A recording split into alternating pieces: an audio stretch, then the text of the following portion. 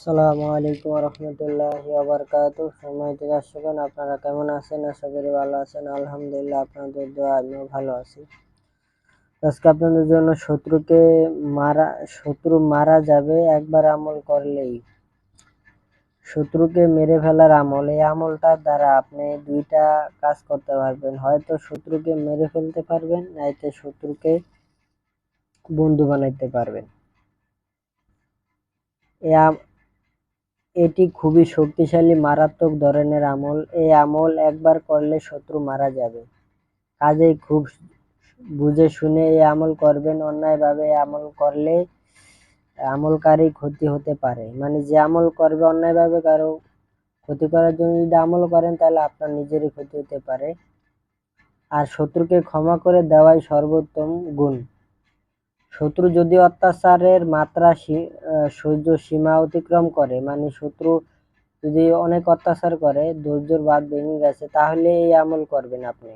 শত্রু সারা জনমের মতো তাবা ও বরবাদ হয়ে যাবে। তো এখানে নিয়ত, আপনি যদি শত্রুকে ধ্বংস করে দিতে চান, মেরে ফেলতে চান, এটা কোন নিয়তে করবেন, নিয়তটা কইরা তারপর আমল করতে হবে। আপনি যদি শত্রুকে মেরে ফেলতে চান, তাহলে এই নিয়ত করে আমল করবেন। আর শত্রুকে যদি বন্ধু বানাতে চান, তাহলে ওই নিয়ত করে আমল করতে হবে। আর যদি শত্রুর ধন সম্পদ বাড়িঘর সবকিছু সে চতুর্দিক দিয়ে ধ্বংস হয়ে যায়, এই নিয়তে আমল করেন, তাহলে যেই নিয়তে আমল করবেন সেটাই ফায়দা পাবেন। তবে ঠিক আছে, তো চলুন আমরা মূল আলোচনা চলে যাই, কিভাবে কি করবেন। এই যে এখানে দেওয়া আছে, পাক পবিত্র অবস্থায় জায়নামাজে বসে শত্রু দমনের নিয়তে এই আমল করবেন। 4টি গোলমরিচ সামনে। শনিবার দিন আপনি পাক পবিত্র হয়ে ইশারের নামাজের পরে জায়নামাজে বসে সামনে 4টি গোলমরিচ নেবেন, রাখবেন। প্রথমে 3 বার দুরূদে ইব্রাহিম পাঠ করে নেবেন। তারপরে আল্লাহ পাকের 2টি নাম, আল কাহারু, আল জাব্বারু, এই 2টি নাম একত্র করে 302 বার পাঠ করবেন। আল কাহারু, আল জাব্বারু বিলায় একবার হয়েছে, এভাবে 302 বার পাঠ করে গোলমরিচের উপর একবার ফু দিবেন। শত্রু দমনের জন্য আল্লাহর কাছে সাহায্য প্রার্থনা করবেন। মানে আপনি কোন নিয়তে করতেছেন, 302 বার পাঠ করে ওই নিয়ত করে ওই অমুকের ছেলে অমুক যদি মারতে চান, যাতে মারা যায়, এভাবে বলে 4টি গোলমরিচিতে ফু দিবেন। আর যদি বন্ধু বানাইতে চান, ওই নিয়ত করে 4টি গোলমরিচে একটা ফু দিবেন। ঠিক আছে, ফু দেওয়ার পরে এই গোলমরিচ 4টা পাক পবিত্র স্থানে আপনি দাফন করে দিবেন। ঠিক আছে, দাফন করে দিবেন। তারপরে এই আমলটা আপনি প্রত্যেক দিন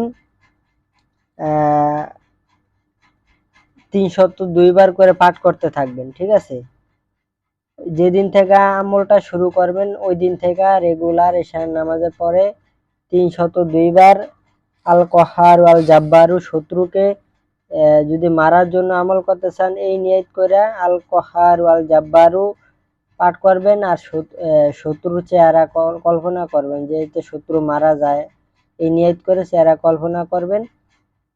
আর 302 বার আল কাহারু, আল জাব্বারু এভাবে মিলে 302 বার যখন হবে, শত্রু চেহারা কল্পনা করে চেহারার ভিতরে একটা ফু দিবেন, কল্পনার ভিতরে। এভাবে রেগুলার আমল করবেন, ইনশাআল্লাহ শত্রু অল্প দিনের মধ্যেই দেখবেন সে অসুস্থ হয়ে পড়বে, সে মারা যাবে। ঠিক আছে, যেই নিয়তে করবেন ওই নিয়তেই আপনার কাজ হয়ে যাবে। ঠিক আছে, এই যে এখানে এটার নিচে রেগুলার এই যে এখানে দেওয়া আছে, এই যে গোলমরিচ গুলা পাক সাপ মাটিতে পুঁতে দিবেন। আর প্রত্যেক দিন 302 বার করে 2টি নাম পাঠ করবেন, আল কাহারু, আল জাব্বারু, এবং পাঠ করে শত্রু চেহারা কল্পনা করে ফু দিবেন। অল্প দিনের মধ্যে শত্রু তাবা বরবাদ হয়ে যাবে। ঠিক আছে, এই আমলটা করবেন, আপনারা আশা করি ফায়দা পাবেন। শত্রুকে মেরে ফেলার আমল, খুবই শক্তিশালী একটা আমল। হ্যাঁ, বিনা কারণে কাউকে ক্ষতি করার জন্য করবেন না, তাহলে এটা আপনার উপরেই ক্ষতি চলে আসবে। আশা করি আমার কথা বুঝতে পারছেন। তো এতটুকু। আসসালামু আলাইকুম ওয়া রাহমাতুল্লাহি ওয়া বারাকাতুহু।